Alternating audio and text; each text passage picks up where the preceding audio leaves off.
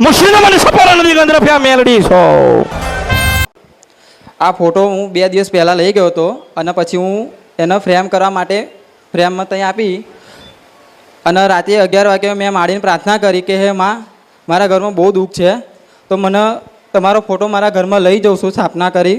અને માં, મને જે દેવ દુઃખ હોય માં તમે બતાવજો.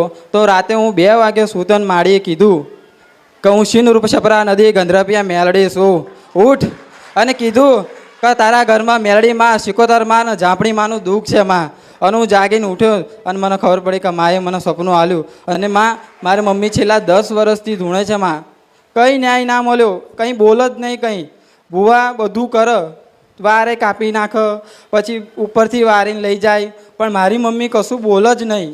પણ મારી સતની ગાદીએ મારા અમરત બાપાની મેલડી માએ આવી અને પહેલી વાર એવું કીધું કે હું મેલડી માં બોલું.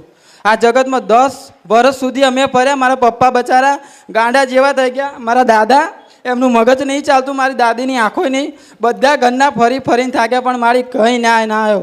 પણ મારી અમરત બાપાના મેલડી માએ એવું કીધું કે હું બેઠી છું, અને મારા મમ્મીને એવું કીધું કે હું મેલડી માં ધૂણું છું મારી.